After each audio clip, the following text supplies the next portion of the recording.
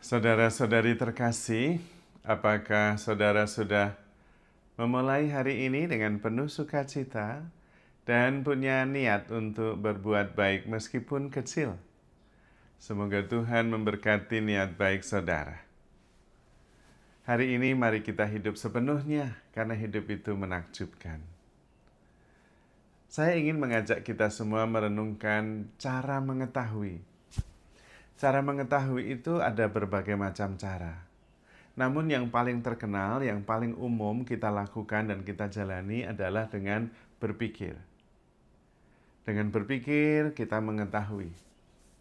Tapi dengan berpikir itu justru kita kehilangan banyak yang pokok. Karena berpikir itu menggunakan abstraksi, menggunakan label, menggunakan sortir.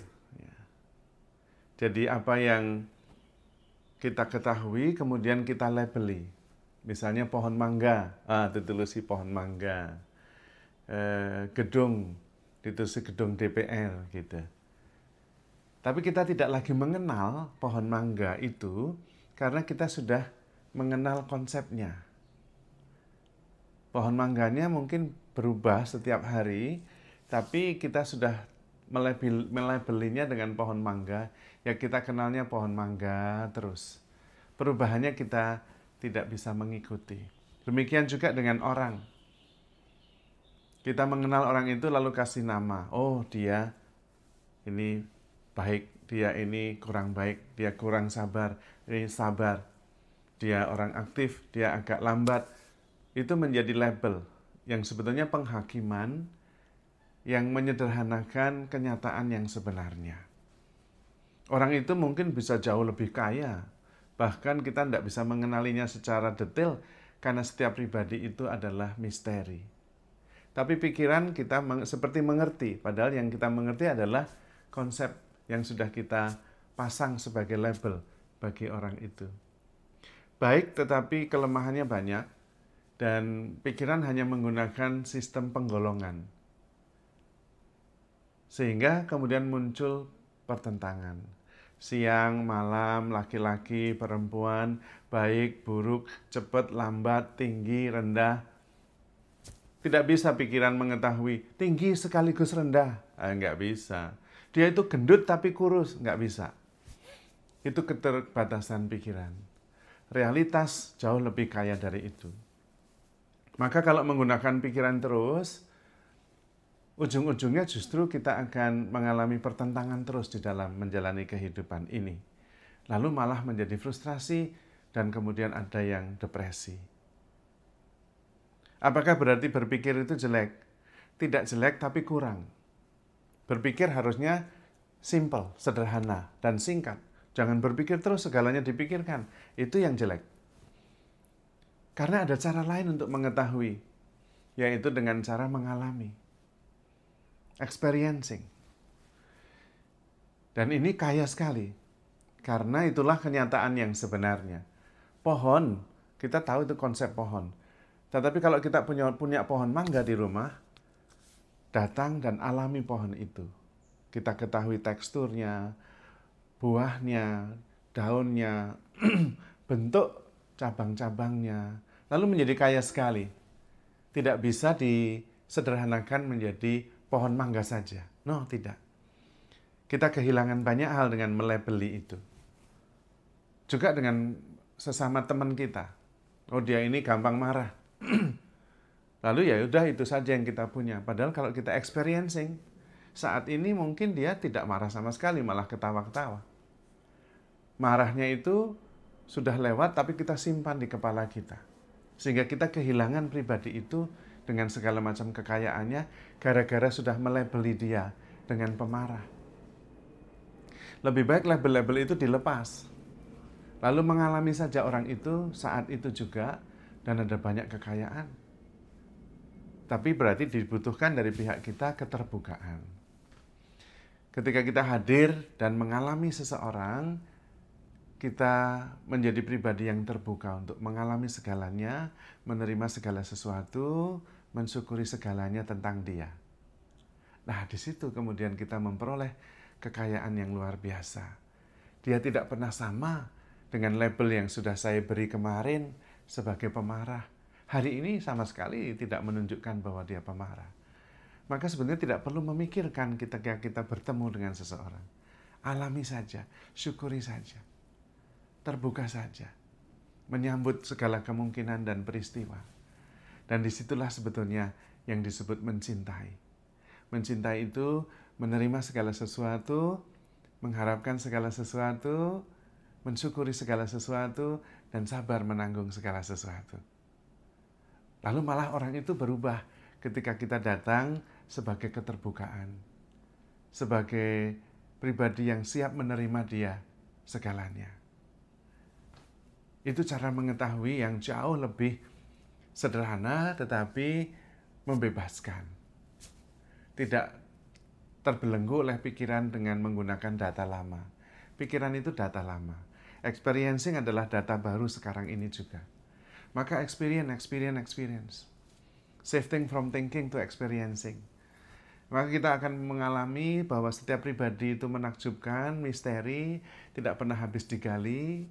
Pengalaman juga adalah sebuah anugerah Tuhan, karena Tuhan yang mengatur dan merencanakannya, dan kita bersyukur karena boleh terlibat di dalamnya.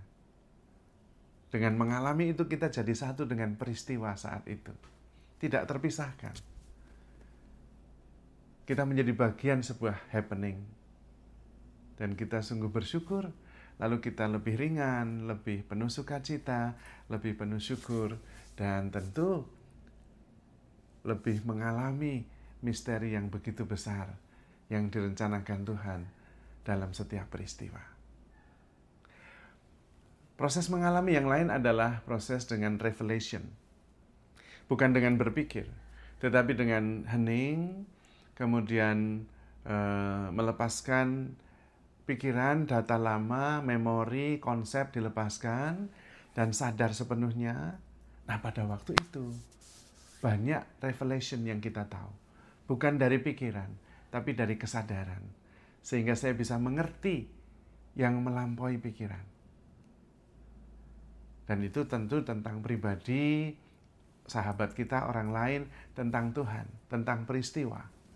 Mengapa hal ini terjadi? Seringkali pikiran kita nggak bisa menangkap, tetapi proses revelation membuat kita mengerti. Juga mengapa orang itu begitu. Kita kemudian tidak bisa mengerti, tetapi melalui revelation, perwahyuan, kita bisa memahaminya. Oh, karena itu rupanya. Karena setiap pribadi itu misteri, tidak akan habis digali. Maka sikap kita harus ada keterbukaan, keheningan, dan kejernihan. Tidak dikaburkan oleh pikiran. Pada waktu kita hening, jernih, muncullah perwahyuan-perwahyuan itu. Itu cara mengetahui yang ketiga. Cara mengetahui yang keempat adalah transfigurasi. Transfigurasi ini adalah transformasi yang disebabkan oleh anugerah Tuhan memindahkan kita pada konteks yang baru.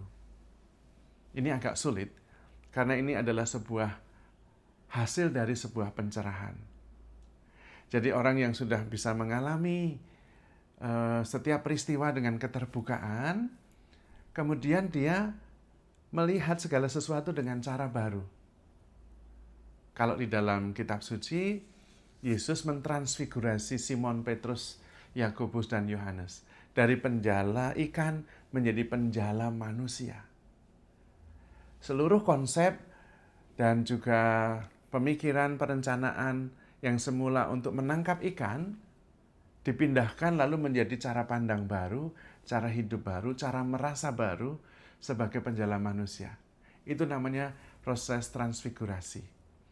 Tetapi ini dialami oleh orang-orang yang sudah mengalami perwahyuan, mengalami pencerahan. Sehingga dia seperti dipindahkan ke dalam sebuah konteks yang baru, dunia baru. Maka Tuhan juga mengatakan, jadilah manusia baru. Anda tidak bisa menjadi manusia baru ketika masih menggunakan sudut pandang lama. Cara mengerti yang lama. Dengan berpikir, dengan strategi, dengan emosi, nggak bisa. Harus dilepaskan itu semua, lalu mengalami revelation, perwahyuan, sehingga kemudian bisa mentransfigurasi, mengalami transfigurasi. Anda akan berubah secara total. Tidak ada lagi energi-energi negatif seperti amarah, kemudian sakit hati, kemudian desire, ya, agresivitas, kemudian juga keinginan yang berlebihan, obsesif, nggak ada lagi. Yang ada hanya adalah keheningan, sukacita, syukur, dan kasih, keterbukaan. Lalu kita seperti berpindah, masuk ke dalam dunia baru yang tidak biasa. Tapi konsekuensinya kita seringkali dianggap aneh. Karena memang dunianya berbeda, cara pandangnya, cara pikirnya, pendekatannya lain sama sekali. Mohon rahmat Tuhan, langkahnya mulai dengan melepaskan, sehingga bisa lebih hening dan jernih, dan mendapatkan revelation, perwahyuan. Nah, sesudah mendapatkan perwahyuan, hidup berdasarkan keterbukaan, anugerah berikutnya adalah transfigurasi. Kita dipindahkan ke dalam dunia baru yang sama sekali berbeda. Berada di dunia, tetapi tidak lagi berasal dari dunia. Nah, pada waktu itu, Anda mengalami sukacita dari dalam. Anda mengalami kasih Allah dan kesatuan dengan semesta, dengan sesama, dan dengan Tuhan. Anda akan menemukan sukacita yang tak berkesudahan. Maka saudara-saudari terkasih, handle yourself with care because you are loved. Tuhan memberkati.